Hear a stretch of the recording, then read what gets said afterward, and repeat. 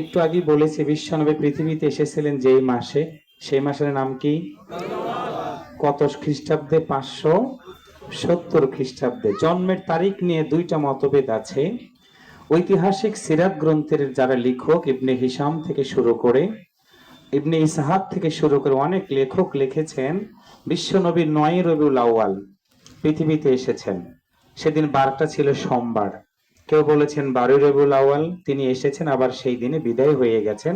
তবে যেদিন তিনি বিদায় হয়ে গেছেন সেই তারিখ 12 রবিউল আউয়াল সন্দেহ নাই, কিন্তু জন্মের তারিখ নিয়ে কেউ বলেছেন রবিউল আউয়ালের 9 তারিখ, কেউ বলেছেন 12 তারিখ। যেটাই হোক না কেন, বিশ্বনবী আগমন করেছে গোটা পৃথিবীর মানুষের শান্তি দেওয়ার জন্য।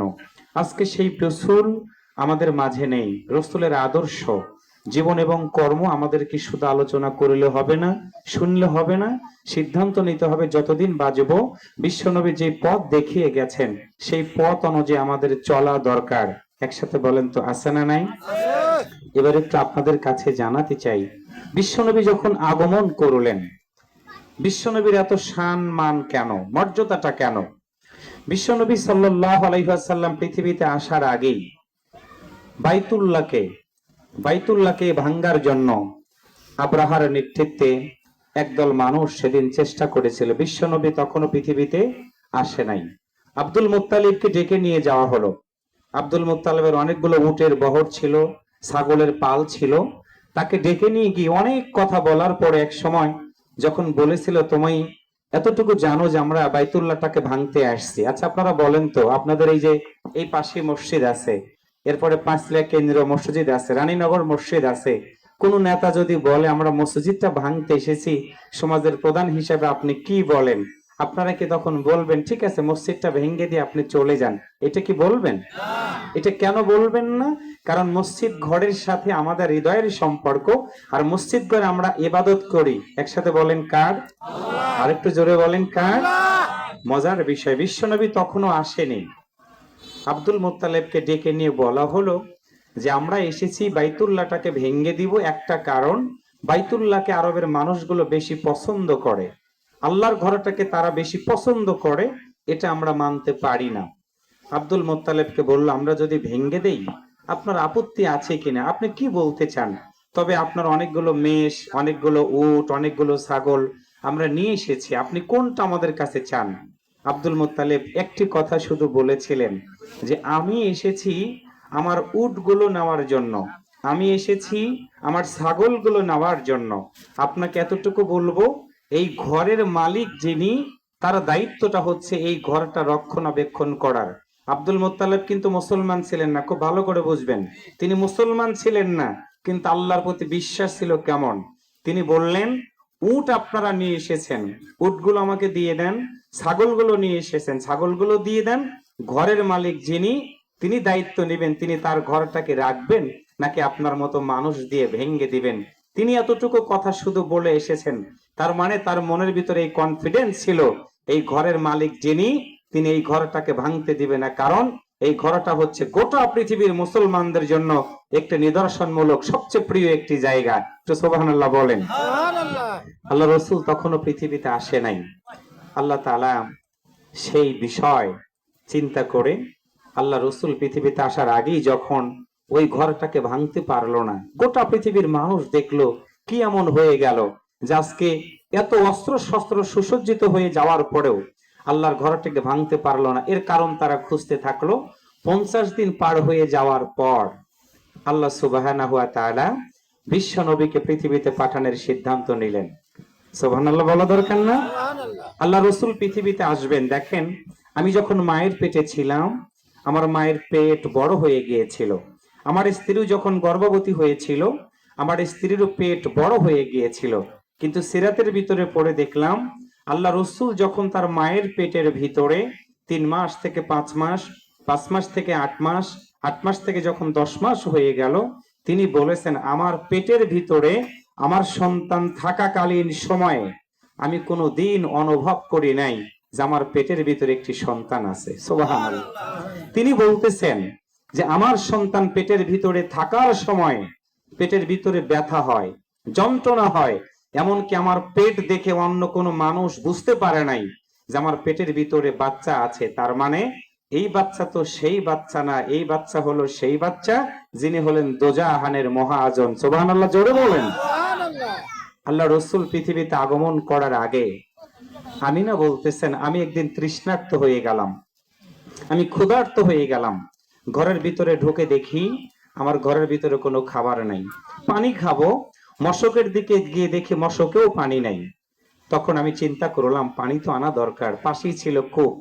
আমি সেই কূপের কিনারে গেলাম, আমার মশকটাকে নিয়ে, মশকটাকে হাতে করে নিয়ে কূপের কিনারে গিয়ে দেখি আমার কূপটা তো অনেক গভীর, পানি তখন নাই, পানি অনেক নিচে থাকে প্রচলিত সময়ে।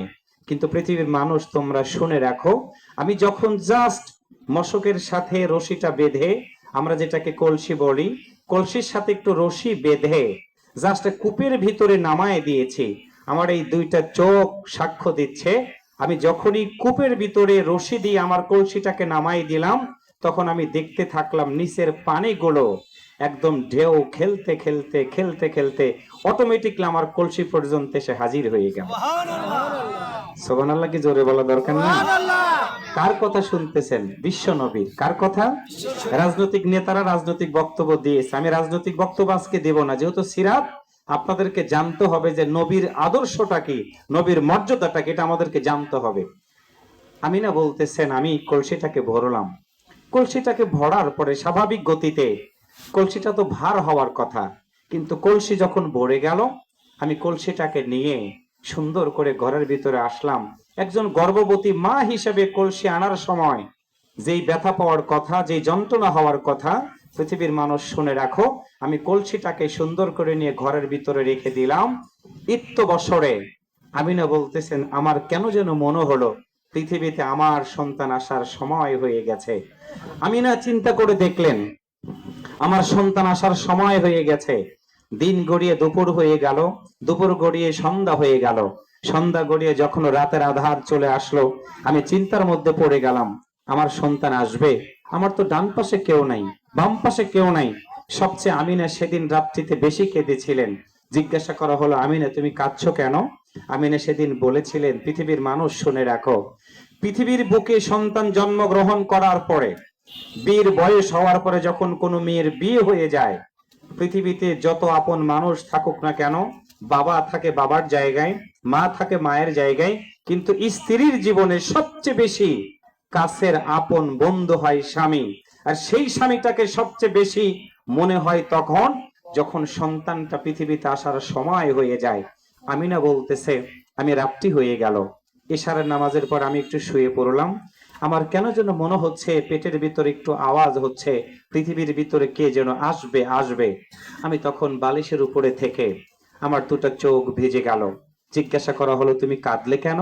তখন মনে হয়ে গেল আজকে আমার যেই সময় আমার সন্তান পৃথিবীতে আগমন করবে, আমার কলিজার টুকরা সন্তান পৃথিবীতে আসবে, কিন্তু আমার এখন মুমূর্ষু অবস্থায় আমার স্বামী আজকে পাশে নাই, আমার বালিশগুলো ভিজে যাচ্ছে, আমার স্বামীর সব কথাগুলো মনে হয়ে আমার দুটো চোখের পানিগুলো গড়িয়ে গড়িয়ে বালিশগুলো ভিজে যাচ্ছিল। যখন ইতিমধ্যে চিন্তা করে দেখলাম যদি কেঁদে আমি বুকটা ভাসাই, আমি তো আমার স্বামীকে পাবো না, আমার স্বামীর আদরের এখন প্রচন্ড দরকার।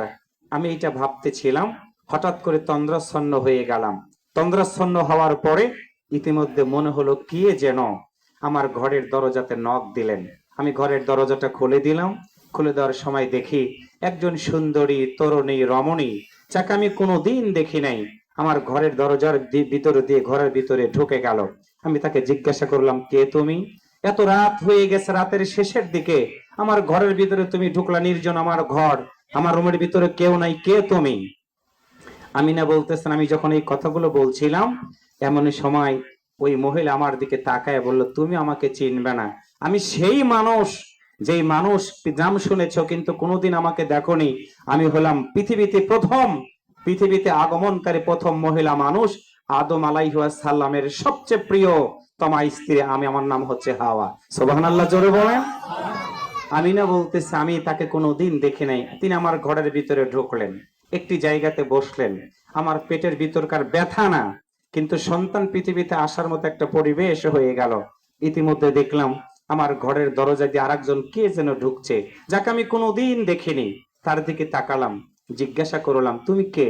একজন ঘরের ভিতরে ঢুকে বসে আছে, আবার তুমি ঢুকলা, কে তুমি, কোথায় বাড়ি, কি নাম তোমার? ইতিমধ্যে তিনি বললেন, আমি তো সেই মানুষ যেই মানুষটাকে পৃথিবীর কোনো পুরুষ স্পর্শ করতে পারেনি। আমি সেই মেয়ে মানুষ যেই মেয়ে মানুষের সাথে পৃথিবীর কোনো মানুষ সরাসরি দেখা করার সুযোগ পেয়েছে কিন্তু কাছে আসার সুযোগ পায় না। আমারই গর্বের ভিতর থেকে পৃথিবীর বুকে সবচেয়ে বেশি একজন দামি পয়গম্বর পৃথিবীতে আগমন করেছেন। আমিনা, শুনে রাখো, তুমি আমাকে দেখে ভয় পেও না। আমি সেই নারী তোমার ঘরের ভিতরে ঢুকেছি। আমি হলাম পৃথিবীর বুকে শেষ নবীর আগের নবী হযরত ঈসা আলাইহিস সালামের মা। আমার নাম হচ্ছে মরিয়ম। সুবহানাল্লাহ। আরেকটু আওয়াজ করে বলেন সুবহানাল্লাহ। এইভাবে করে আমরা সিরাতের ভিতরে পড়লাম, চারজন মহিলা জান্নাত থেকে পৃথিবীর বুকে আগমন করে আমিনার ঘরের ভিতরে ঢুকলেন। আমিনা বলতেছেন, আমার তন্দ্রার ভাব কেটে গিয়ে আমি এক পলক দৃষ্টিতে তাকিয়ে আছি আর চিন্তা করছি আমার ঘরের ভিতর এই মানুষগুলো ঢুকলো, কারণটা কি?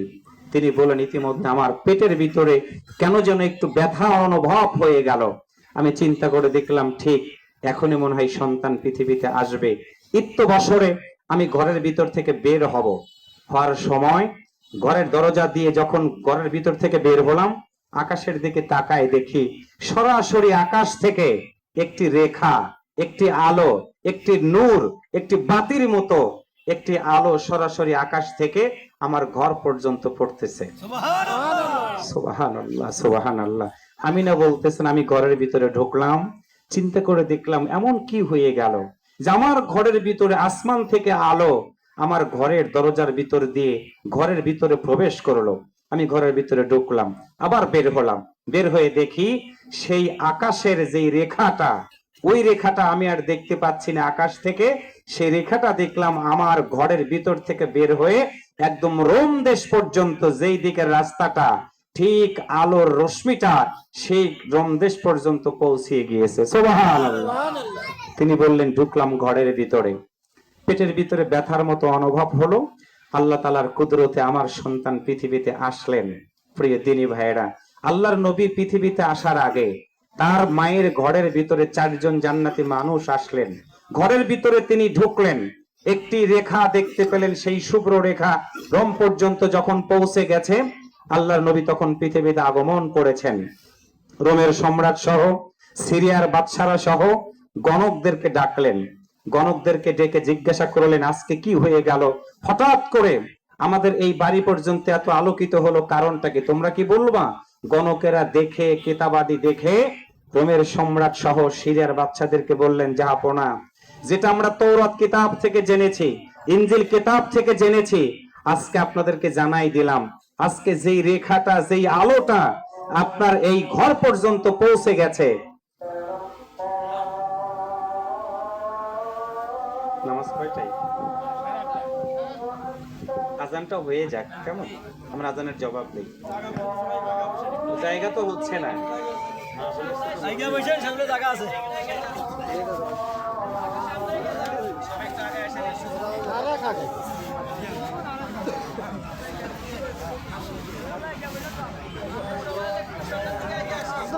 আমরা নামাজের বিষয়টা মাথায় রেখে আলোচনা রাখবো। সবাই একটু বলেন ইনশাআল্লাহ।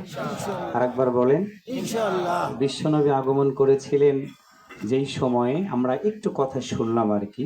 আল্লাহ রসুল আসলেন, পৃথিবীতে জীবন শুরু হয়ে গেল। আল্লাহ তাআলার সবচেয়ে বড় নেয়ামত বিশ্বনবী সাল্লাল্লাহু আলাইহি ওয়াসাল্লামের তার জীবন শুরু হয়ে গেল আমিনার ঘরের ভিতর থেকে। আরবের একটি প্রথা ছিল, সেই প্রথাটা হলো তারা নিজের সন্তানদেরকে কিছুদিন দুধ পান করানোর পরে অন্য জায়গাতে দিয়ে দিত, সন্তানগুলোকে মানুষ করার জন্য, লালন পালন করার জন্য, সুন্দর একটি পরিবেশে ভালো শিক্ষা গ্রহণ করে সন্তান যেন আবার ফিরে আসে। সবচেয়ে হৃদয় বিতরক একটি কথা খেয়াল রাখবেন, আল্লাহ রসুল সাল্লাল্লাহু আলাইহি ওয়াসাল্লাম পৃথিবীতে আগমন করার পর আরবের একটি প্রথা মোতাবেক, বিশেষ করে তায়েব থেকে মানুষগুলো, মদিনার দিক থেকে মানুষগুলো সেখানে গিয়ে সন্তানগুলো নেওয়ার জন্য আসতো। সন্তানগুলো নিয়ে তারা লালন পালন করে দিত, বিনিময়ে কিছু তারা উপঢৌকন পেত, হাদিয়া পেত।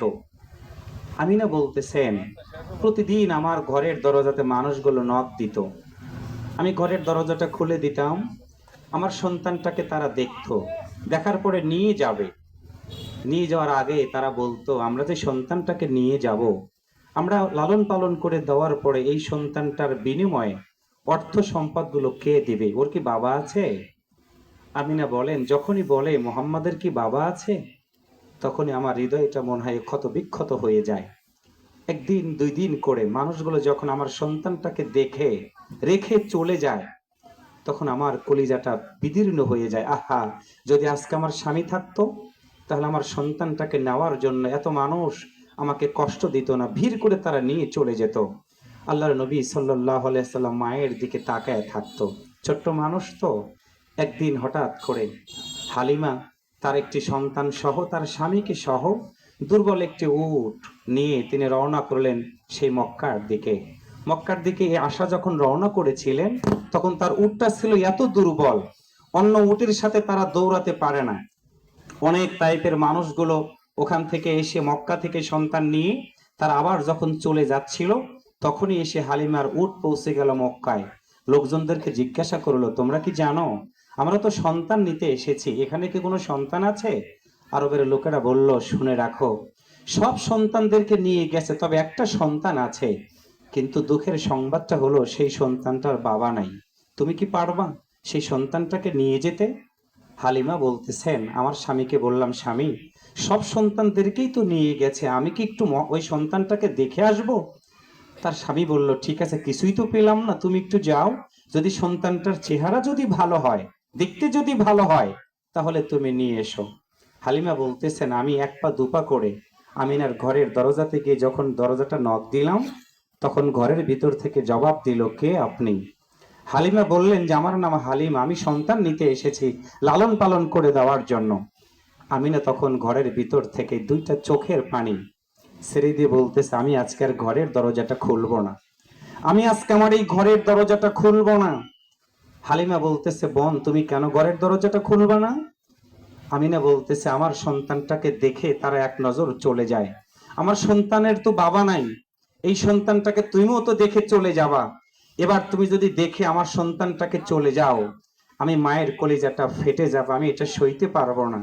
এই কথাগুলো বলতেছে আমিনা ঘরের ভিতর থেকে। হালিমা বলছেন যে, আমার কানের ভিতরে কথাগুলো যখন বাজতেছে, তখন আমার হৃদয়টা মনে হয় ফেটে যাচ্ছে। আহা, স্বামী না থাকার কারণে একজন স্ত্রী এত অসহায় হয়ে যেতে পারে। আমি বোনটাকে বললাম, বোন, তুমি একটু ঘরের দরজাটা খোলো, আমি তোমার সাথে একটু কথা বলে তোমার সন্তানটাকে একটু দেখে যেতে চাই। আমিনা ঘরের দরজাটা যখন খুলে দিলেন, হালিমা বলতেছে, আমি কত মানুষকে দেখেছি, কত সন্তানকে দেখেছি। ঘরের দরজাটা যখন আমিনা খুলে দিল, ঘরের দরজাটা খোলা মাত্র আমি ঘরের দরজার ভিতর দিয়ে যখনই ঢুকলাম, ঢোকার পরে যেই সন্তানটার হাত পা গুলো আমি দেখলাম, পৃথিবীর মানুষ জেনে রাখো, এত দামি হাত পা, এত সুন্দর চেহারা এবং এত সুন্দর আলোকিত একটি রুম, শুধু রুমই আলোকিত দেখলাম না, ওই ঘরের ভিতরে এত সুন্দর একটি সুবাস আমি পেলাম, যেই সুবাস পৃথিবীর কোনো কোম্পানি তৈরি করতে পারে না। সুবহানাল্লাহ। হালিমা বলতেছে, বোন, তোমার সন্তানটার তো হাত দেখলাম, পা দেখলাম, তুমি কি তোমার এই সন্তানটার মুখটা দেখাবা না? আমিনা সন্তানটার মুখটাকে সুন্দর করে সাদা রুমাল দিয়ে ঢেকে রেখে দিয়েছিলেন। হালিমা বলতেছেন, আমিনা যখন আমার কথার পরে রুমালটা দিয়ে মুখটা সরাইয়া দিয়েছে, ওই সন্তানের চোখ, যেই সন্তান হলো বিশ্ব নবী সাল্লাল্লাহু আলাইহি ওয়াসাল্লাম, হালিমা বলতেছেন, ওই সন্তানের চোখ আর আমার দুইটা চোখ যখন একত্রিত হয়ে গেল, আমি সন্তানের দিকে এক পলক দৃষ্টিতে তাকিয়েছি, আমার দুইটা চোখ গড়িয়ে গড়িয়ে পানিগুলো যখন পড়ছে, সন্তানের দিকে আমি তাকিয়ে আছি, আমি কি ঘরের ভিতরে ঢুকবো, একটু কি আগাবো, আমি কি আমিনার সাথে নতুন কোনো কথা বলবো, আমি মনে হয় কিং কর্তব্য বিমূঢ় হয়ে গেলাম। আমিনার দিকে তাকিয়ে বললাম, আমিনা, আমি তোমাকে একটি কথা বলি, তুমি টাকা দাও আর না দাও, আমি তোমাকে একটি কথা বলে গেলাম, টাকা দাও আর না দাও, এই সন্তানের কে আছে আর কে নাই সেটা আমি দেখবো না, তবে আমি তোমার কাছে কথা দিচ্ছি, তোমার এই সন্তানটাকে আমি নিয়ে গিয়ে লালন পালন করে দিব, কোনো টাকা পয়সা লাগবে না, তুমি সন্তানটাকে আমাকে দিবে কিনা তুমি এতটুকু বলো। সুবহানাল্লাহ, জোরে বলেন। আল্লাহর নবীর চেহারার দিকে তাকিয়ে হালিমা পাগলের মতো হয়ে গেছে। লম্বা কথা, হালিমা সন্তানটাকে যখন নিয়ে যাচ্ছিলেন, একটু আগেই যে উটনির স্তনে কোনো দুধ ছিল না, হালিমার স্তনেও কোনো দুধ ছিল না, সন্তান কান্নাকাটি করত। সেই হালিমা বলতেছেন, মোহাম্মদ সাল্লাল্লাহু আলাইহি ওয়াসাল্লামকে যখন আমি বুকের সাথে নিলাম, তখনই আমার স্তনটা কেন যেন দুধ দিয়ে ভরে গেল। আমি উটের কাছে আসলাম, উটের উপরে উঠলাম, দুর্বল উট একটা দৌড় দিল। পথে মধ্যে পার হতে হতে গিয়ে দেখি যারা আমার আগে অনেক আগে রওনা করেছে, আমরা গন্তব্যস্থল পাওয়ার আগে সেই তাদের উটগুলোকে পিছিয়ে ফেলে দিয়ে আমার উটগুলো আমাদের বাড়ি পর্যন্ত পৌঁছিয়ে গেল। সুবহানাল্লাহ। হালিমা বলতেছেন, উটটা শুধু আমার বাড়িতে আসার পরে আল্লাহর নবীর জীবন এইভাবে শুরু হয়ে গেল। প্রিয় দিনী ভাইয়েরা, বিশ্ব নবীর জীবনের কত কথা, কত আকর্ষণীয় কথা। আল্লাহর নবীর জীবন শুরু হয়ে গেল, বয়স হয়ে গেল 5 বছর। ছোট্ট ছোট্ট সন্তানরা মাঠের ভিতরে খেলতে যায়। আমরাও দেখেন ছোট বাচ্চারা যে আজকে এসেছে খেলাধুলা করতে গিয়েছে। আব্দুল্লাহ পুত্র মুহাম্মদ সাল্লাল্লাহু আলাইহি ওয়াসাল্লাম হালিমার গৃহে আছেন। বিকাল হয়ে গেছে, সন্তানদের সাথে মাঠের ভিতরে সন্তানরা খেলাধুলা করে। আব্দুল্লাহর বেটা মুহাম্মদ সাল্লাল্লাহু আলাইহি ওয়াসাল্লামও তাদের সাথে খেলা দেখতে গেছেন। ঠিক খেলা দেখার শেষে যখন সন্ধ্যা হয়ে গেছে, প্রতিটা সন্তান এসে, প্রতিটা বাবা এসে সন্তানকে নাম ধরে ডাক দেয়, আব্দুর রহমান, আবুল কালাম। ঠিক আরবের প্রথা মোতাবেক যখন ডাক দেয়, সন্তানগুলো দৌড় দিয়ে এসে বাবার কোলের উপরে চড়ে। সন্তানটাকে সাথে নিয়ে বাবা যখন চলে যায়, এই দৃশ্যটা বিশ্বনবী দেখে আর সইতে পারলেন না। তিনি চিন্তা করলেন, সব সন্তানের বাবা আছে, তারা এসে তার সন্তানদেরকে কোলের ভিতরে উঠায় নিয়ে যায়, আমারও তো একটু মন চাচ্ছে আমি যদি বাবার কোলে উঠতে পারতাম। তিনি এই কথাটা ভেবে বিশ্বনবী সাল্লাল্লাহু আলাইহি ওয়াসাল্লাম ঠিক একদম পাহাড়ের একটি কিনারে গিয়ে দাঁড়িয়ে আছেন। নবীর দুইটা চোখ বেয়ে বেয়ে পানিগুলো পড়ছে। হালিমার সন্তান এই দৃশ্যটা দেখে একটা দৌড় দিয়ে বাড়িতে গেলেন। হালিমাকে বললেন, মা, আমার সেই ভাইটা তো আসতে চাচ্ছে না, কেন যেন কান্নাকাটি করছে। একটা দৌড় দিয়ে এসে হালিমা বিশ্বনবীর পাশে দাঁড়িয়ে বললেন, বাবা, তুমি কাঁদছো কেন? তুমি কি বাড়িতে যাবা না? এমন সময় আদরের নবী, ছোট্ট মানুষ, তিনি সুন্দর করে ডাক দিয়ে বললেন, মা, আমি আজকে বাড়িতে যাব না। হালিমা বললেন, কেন যাবে না? বিশ্বনবী তখন বলতেছেন, মা, দেখো সব সন্তানেরা আসে, সব সন্তানেরা আসায় মাঠে খেলার জন্য। সন্ধ্যা হয় যখন, প্রতিটা বাবা এসে সন্তানদেরকে নাম ধরে ডাকে, সন্তানগুলো একটা দৌড় দেয়, বাবা হাতছানি দিয়ে থাকে, সন্তানগুলো বাবার কোলে ওঠে, বাবা সন্তানের মুখে চুমো দেয়, কপালে চুমো দিয়ে সন্তানটাকে নিয়ে বাড়ির দিকে যায়। মা, আমি আজকে তোমাকে বললাম বাড়িতে যাব না, যতক্ষণ পর্যন্ত আমার বাবা না এসে আমাকে কোলে তুলে না নেবে, যতক্ষণ পর্যন্ত আমার বাবা না এসে আমার কপালে চুমো না দিবে, আমি ততক্ষণ পর্যন্ত আজকে বাড়িতে যাব না। হালিমা বলতেছে, বাবা, তোমার বাবা তো পৃথিবীতে নাই, তোমাকে এইভাবে যদি রেখে যাই সন্ধ্যা হয়ে যাবে, যে কোনো একটা ক্ষতি হয়ে যেতে পারে। বিশ্বনবী সাল্লাল্লাহু আলাইহি ওয়াসাল্লাম যেতে চাইলেন না। বিশ্বনবীর চোখ বেয়ে বেয়ে পানিগুলো গড়িয়ে গড়িয়ে পড়ছে, বাবার কথা বারবার মনে হচ্ছে। হালিমা বিশ্বনবীকে আদর করে নিয়ে বাড়িতে যে চিন্তা করলেন, এই সন্তানকে আমার কাছে আর রাখা যাবে না। ইতিমধ্যে সিনা শেখ হয়ে গেল, অনেক লম্বা কথা। হালিমা পরের দিন সন্তানটাকে নিয়ে আমিনার বাড়িতে যখন গিয়ে বললেন, আমিনা, তোমার সন্তানটা কেন যেন বারবার বাবার কথা বলতেছিল, তুমি কি বলবা তার বাবা কোথায় আছে, কি অবস্থার মধ্যে আছে? আব্দুল মুত্তালিব কথাগুলো শুনে হালিমাকে ডাক দেয়া বলেন, হালিমা, আমার সন্তান আব্দুল্লাহ আজকে পৃথিবীতে নাই। আব্দুল মুত্তালিবের 10টা সন্তান আল্লাহ তাআলা দান করে দিয়েছিলেন। সন্তান ছিল 10টা, ছেলে সন্তান ছিল 10টা, মেয়ে ছিল 6টা। মোট 16টা সন্তানের বাবা ছিলেন আব্দুল মুত্তালিব। আব্দুল মুত্তালিব বললেন, হালিমা, আমি তোমাকে জানাই দিলাম, আমার এই প্রপুত্র বিশ্বনবী মুহাম্মদ সাল্লাল্লাহু আলাইহি ওয়াসাল্লাম যেহেতু বাবার কথা বলছে। আমিনাকে বললেন, আমিনা, আমারও কেন যেন বারবার কয়েকটা দিন হলো আব্দুল্লাহর কথাটা মনে হয়ে গেছে। আমি একটা উট সাজাই দিলাম, একটা দাসী দিলাম, দাসী উম্মাইমানকে সাথে দিয়ে আব্দুল মুত্তালিব সুন্দর করে মুহাম্মাদের মায়ের সাথে পাঠাই দিলেন সেই মদিনার পথে। দীর্ঘ সময় ওইখানে অতিবাহিত হয়ে গেল। যাওয়ার পরে আমিনাকে একদিন মুহাম্মদ সাল্লাল্লাহু আলাইহি ওয়াসাল্লাম বলতেছেন, মা, এতগুলো দিন হয়ে গেল, বিশ্ব নবী, আমি ভালো করে বুঝবেন কথাটা, তখন তো তিনি নবী হননি, কিন্তু বারবার তার স্বপ্ন হলো বাবাকে দেখা, বাবার কবরটা দেখা। আমিনা বললেন, ঠিক আছে, আজকে তোমার বাবার কবর দেখাবো। বিশ্ব নবীকে নিয়ে বাবার কবরের পাশে গিয়ে যখন দাঁড়িয়ে আমিনা বলতেছিল, মোহাম্মদ, এটাই হলো তোমার বাবা। সিরাতের ভিতরে পড়লাম, রাহিকুল মাকরুমের ভিতরে পড়লাম, বিশ্বনবীর জীবনের ভিতরে পড়লাম, সরারে আলম বিওর ভিতরে পড়ে দেখলাম আল্লাহ রাসূল একটা দৌড় দিয়েছেন। একটা দৌড় দিয়ে গিয়ে বাবাকে যেখানে কবরস্থ করে রেখে দেওয়া হয়েছে ওই কবরের উপরে বিশ্বনবী পড়ে গিয়ে সর্বশক্তি প্রয়োগ করে একটা ডাক দিয়েছিলেন, আব্বা। কিতাবের ভিতরে পড়লাম লেখক লিখতেছেন বিশ্বনবী যখনই আব্বা বলে ডাক দিয়েছেন, মনে হলো কবরের মাটিগুলো প্রকম্পিত হয়ে গিয়ে আব্দুল্লাহ কবরের ভিতর থেকে জবাব দিচ্ছে, মোহাম্মদ তুমি কি একটিবার আসবে না? তুমি কি একটিবার আমার বুকের উপরে আসবে না? তোমার মতো সন্তানটাকে আমার মন চাচ্ছে একটু হাত দিয়ে ছুঁয়ে তোমার কপাল আমি একটু চুমো দিয়ে একটু আদর দিয়ে দেই। বিশ্বনবী ছোট মানুষ, 6 বছরের বালক, বাবার কবরের উপরে আছেন। আমিনা এই দৃশ্যটা দেখে এক পলক দৃষ্টিতে চোখ বেয়ে বেয়ে পানিগুলো গড়িয়ে গড়িয়ে পড়ছে। উম্মে আইমান দাসীকে সাথে নিয়ে মুহাম্মদ সাল্লাল্লাহু আলাইহি ওয়াসাল্লামকে বাবার কবরের পাশ থেকে নিয়ে অনেক আদর যত্ন করে পথ চলা যখন শুরু করলেন, আবওয়া নামক একটি জায়গাতে পৌঁছে যাওয়ার পরে আমিনা বলতেছে আমার কেন যেন গাটা গরম হয়ে গেছে। আমি দাসী উম্মে আইমানকে বললেন, দাসী আমার গায়ে জ্বর উঠে গেছে, তুমি কি একটু এখানে সহযোগিতা করবে? তিনি বিছানা পেরে শুয়ে পড়ার পরে উম্মে আইমানকে বললেন, তোমার কাছে আমার একটি কথা, সেটা হলো একটু মশকের ভিতর থেকে পানি এনে আমার মাথাটাকে একটু মুছে দিবে না? সিরাতের লেখক লিখতেছে বিশ্বনবীর মা অসুস্থ, ছোট মানুষ, মশকের ভিতর থেকে পানি নিয়ে যখন মায়ের কপালের উপরে পানিগুলো দিচ্ছেন, মুহাম্মদ সাল্লাল্লাহু আলাইহি ওয়াসাল্লামের মা বিশ্বনবীর দিকে এক পলক দৃষ্টিতে তাকিয়ে দুইটা চোখের পানি ছেড়ে দিয়ে রসুলকে ডাক দিয়ে বলতেছে, মোহাম্মদ আমার গায়ের যে জ্বরের অবস্থা, আমার যে শারীরিক কন্ডিশন, আমার মনটা যেন বলতেছে আমি আর মনে হয় মক্কায় ফিরে যেতে পারবো না। এতটুকু কথা বলে আমিনা বিশ্বনবীকে বুকের সাথে জড়িয়ে ধরেছেন।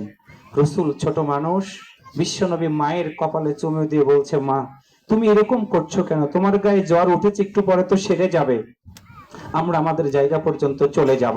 কিতাবের ভিতরে পড়লাম গায়ে জ্বরটা এত বেড়ে গেল, 6 বছরের বালক দাসী উম্মে আইমান সাথে মাথাটা মুছে দিচ্ছেন, জ্বর কমছে না। এক পর্যায়ে আমিনা রসুলকে ডাক দিয়ে বলছে, মোহাম্মদ আমি তোমাকে একটি কথা বলবো, তুমি কি একটু আসবে?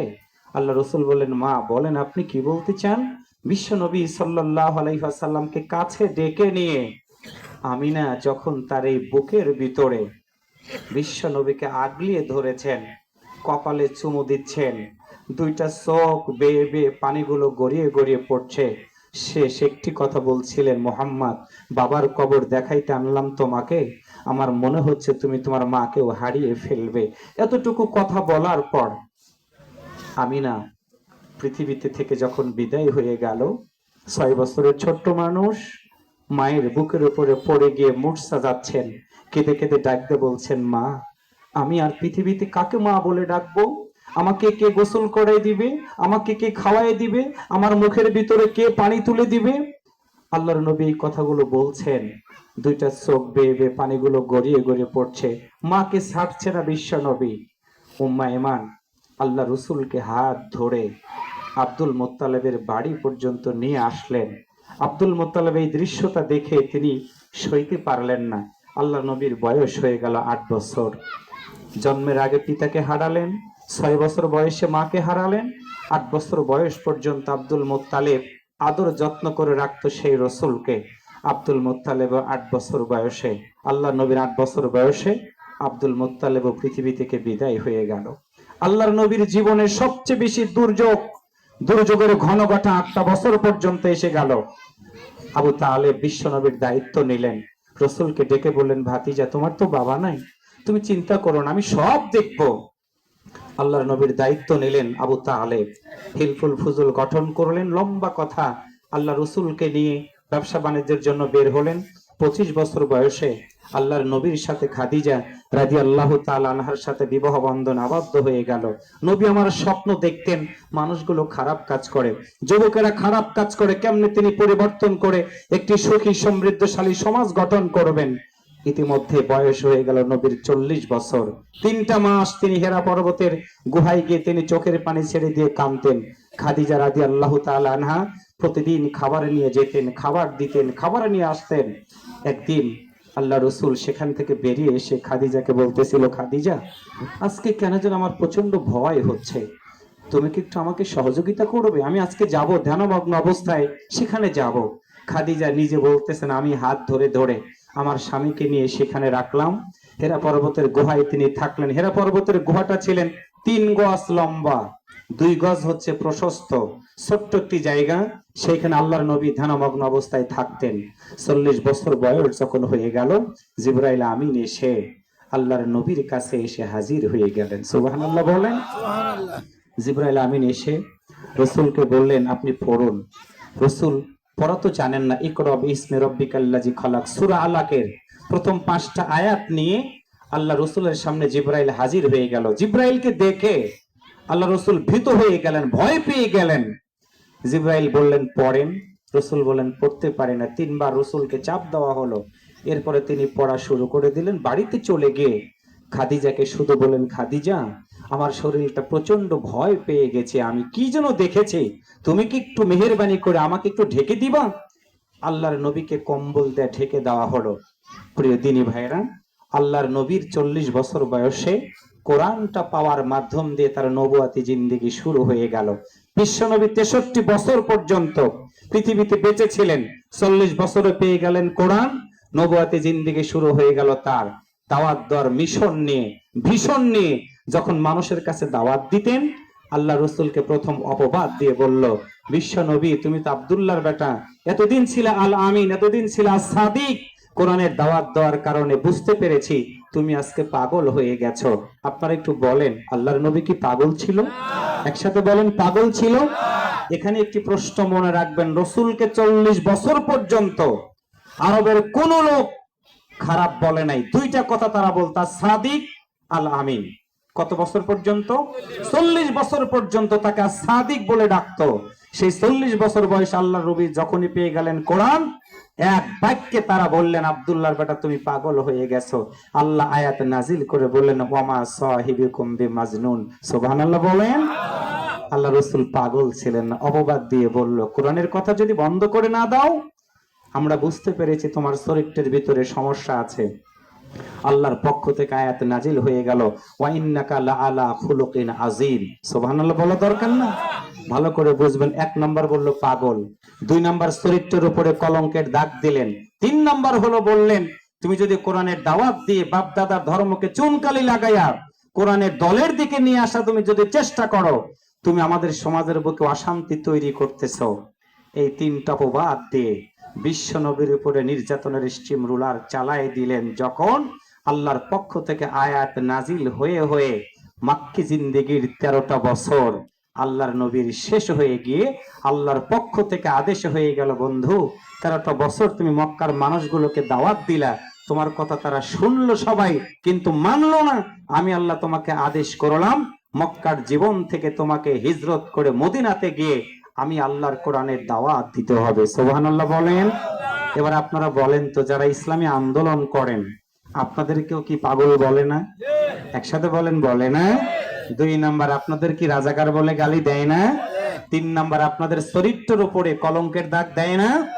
কোরআনের পাখি আল্লামা দেলোয়ার হোসেন সাইদি রহিমাহুল্লাহ 50টা দেশে যিনি কোরআনের কথাগুলো বলেছেন, সেই মানুষটাকে রাজাকার শুধু বলে নাই, তাকে ধর্ষণকারী বানায়া গোটা পৃথিবীর মানুষের কাছে তার চরিত্রের উপরে কলঙ্কের দাগ দিয়েছিল। আপনাদেরকে বুঝতে হবে, নবিয়ানা কাজ যারাই করবে, আমরা তো নবীর ওয়ারিস, আল উলামা ওয়ারাসাতুল আম্বিয়া। রাসূলকে যদি চরিত্রের উপরে কলঙ্কের দাগ দিতে পারে, সেই রাসূলের কোরআনের যারা ধারক, কোরআনের যারা বাহক, কোরআনের কথা যারা বলবে, কোরআনের পথে যারা থাকবে, ঠিক তাদেরকেও চরিত্রহীন বলেও গালি দিবে। মনে রাখবেন একটি কথা, রাসূল কিন্তু আবু জাহেলের কাছে মাথা নত করে নাই। ঠিক কোরআনের ধারক বাহক, কোরআনের বার্তা বাহক যারা, তারাও কি কারো কাছে মাথা নত করে? একসাথে বলেন, করে? আমরা কি করব? একসাথে বলেন, করব? আল্লাহ রাসূলের উপরে আয়াত নাজিল করে আল্লাহ জানাই দিলেন, বন্ধুরে, তোমার ডানে বামে সামনে পিছনে কারোর দরকার নাই। ইয়া আইয়ুহান নাবিয়্যু হাসবুকাল্লাহ, হে নবী, আমি আল্লাহ তোমার জন্য যথেষ্ট। ওয়ামান ইত্তাবাকা মিনাল মুমিনিন, বন্ধু, শুধু তোমার জন্যই আমি আল্লাহ যথেষ্ট না, অমানিত্তাবাকা মিনাল মুমিনিন, বন্ধুরে তোমার মতো নবীর যারা ইত্তিবা করবে আমি আল্লাহ তাদের জন্য যথেষ্ট। সুবহানাল্লাহ বলেন। এবার একটু বলেন তো ওই আল্লাহ কি আছে না নাই? আরেকবার বলেন আছে না নাই? আল্লাহ রসুলের জন্ম হলো, 40 বছর পর্যন্ত কোনো শত্রু ছিল না, কোরআনের দাওয়াত দিলেন, শত্রুতা বেড়ে গেল। 13 বছর মক্কার জমিনে দুঃখ পেলেন, কষ্ট পেলেন, হতাশা হলেন না, আল্লাহর পক্ষ থেকে আদেশ হয়ে গেল হিজরত করার। দুইজন মানুষ, আল্লাহ রসুল এবং আবু বকরকে সাথে নিয়ে হিজরত করে দুইজন মানুষ চলে গেলেন মদিনাতে, দাওয়াত দিলেন কোরআনের। যেই রসুলকে দুইজন মানুষ ঘর থেকে বিতাড়িত করে দিল কোরআন দাওয়াত দেওয়ার অপরাধে, সেই রসুল আবার এক সময় মদিনাতে কোরআনের দাওয়াত দিয়ে মক্কার জমিনে যখন ফিরে আসলো, আল্লাহর নবীর সাহাবীর সংখ্যা হয়ে গেল 10,000-এর উপরে। আর একটু জোরে বলা যায় না? এবার কি মিলাইতেছেন সিরাতটা? আল্লাহর নবীকে 63 বছর পর্যন্ত পৃথিবীতে বেঁচে থাকার পরেও 50 বছর পর্যন্ত, 53 বছর পর্যন্ত আল্লাহর নবীকে দুঃখে কষ্টের ভিতর দিয়ে জীবন চালাইতে হয়েছে। 27টা যুদ্ধের নেতৃত্ব বিশ্ব নবীকে দিতে হয়েছে। ধৈর্য হারা না হওয়ার কারণেই আল্লাহ তাআলা বিজয় দান করে দিয়েছেন। তখন ঠিক আজও বাংলাদেশে 1947, 1952, 1971, এরপরে আজকে 2024-এর বিপ্লবের মাধ্যম দিয়ে জামাত ইসলামের লোকজনদেরকে চরিত্রের উপরে কলঙ্কের দাগ, মিথ্যা অপবাদ, মিথ্যা মামলা, মিথ্যা হামলা, জেল জুলুম করার পরেও কেউ বা জেলের ভয়ে দেশের বাইরে পলায়ে গেছে অনেক দলের নেতারা, কিন্তু জামাতের কোন দলের নেতারা দেশ থেকে পালায় নাই। একসাথে বলেন পালাইছে? পালায় নাই। আমাদের নেতারা হাসতে হাসতে ফাঁসির মঞ্চে গেছে। আল্লাহর কসম করে বলে আজকের এই বিজয় ফাতহুম মুবিম মাতা নাসরুল্লাহ, আমাদের এই দেশের শহীদদের রক্তের এই ত্যাগের বিনিময়ে ধৈর্যের কারণে আল্লাহ তাআলা আমাদের এই বিজয় দান করে দিয়েছেন। কেন? আমরা আমার কথা বলি না, রাকিবুল ইসলাম তার বাপের কথা বলে না, আমাদের মহিলারা তার স্বামীর গল্প করে না। আল্লাহর উম্মতের, আল্লাহর নবীর উম্মতেরা আল্লাহর আইন, সৎলোকের শাসন, কোরআন এবং হাদিস দিয়ে আমরা আল্লাহর নবীর জীবনটাকে বাস্তব সমাজে কায়েম করতে চাই। শেষ কথা আজকের এই সিরাত থেকে, আল্লাহর নবীকে যে আল্লাহ বিজয় দিয়েছিলেন, একসাথে বলেন তো সে আল্লাহ কি আছে না নাই? যাকে বাড়ি থেকে বের করে দিল, ঘর থেকে সরাই দিল, খানায় কাবার ভিতরে ঢুকতে দিল না, আল্লাহ তাআলা সে রসুলকে রাষ্ট্রপ্রধান বানালেন। সুবহানাল্লাহ বলা দরকার। তার ত্যাগের কারণে আজও আমরা যদি ত্যাগের মাধ্যম দিয়ে উজ্জীবিত হয়ে, ত্যাগের মহিমায় উদ্ভাসিত হয়ে আমরা যদি বিশ্বনবীর জীবন এবং কর্মকে মেনে জীবন চালাই, অপেক্ষা করেন সবার দেখা শেষ, আগামীর দিন হবে জামাত ইসলামীর বাংলাদেশ। একসাথে বলেন ঠিক না ভাইয়েরা? সেই প্রত্যাশাটুকু রেখে বিশ্বনবীর জীবন এবং কর্ম থেকে আমি আপনাদের কাছে এতটুকু আহ্বান জানাতে চাই, মদিনার রাষ্ট্র গঠন করে রসুল কোরআনের দাওয়াত দিয়ে বুঝিয়ে দিয়েছেন ইসলামী রাষ্ট্র হলে কি কি সুবিধা মহিলারা পাবে, কি কি সুবিধা মুসলিমরা পাবে। আল্লাহ রসুল রাষ্ট্রপ্রধান হয়ে সব দেখায় দিয়েছেন। আজও আমাদের কাজ হলো রাষ্ট্র গঠন করে আমরাও এই জাতিকে দেখাই দিব যে আল্লাহর আইন দিয়ে দেশ চললে কতটুকু সুন্দর দেশ চলে। আমাদের দুইজন মন্ত্রী সেটা দেখিয়ে দিয়ে গেছেন। সুবহানাল্লাহ জোরে বলেন। এই জন্য শেষ কথা আমার, আজকে এতটুকু সিরাত থেকে সিদ্ধান্ত নেব, আল্লাহর নবীর আদর্শ আমাদের জীবনের আদর্শ। আল্লাহ রসুল আনুগত্য করেছেন কার? আরেকবার বলেন কার? আমরা আনুগত্য করব কার? আমরা আল্লাহর এবং আল্লাহ রসুলের আনুগত্য করার মাধ্যম দিয়েই আমাদের জীবন চালাবো। যতদিন বাঁচবো, বাঁচলে হব গাজী, যদি দিনের জন্য জীবন চলে যায় আমরা হব শহীদ।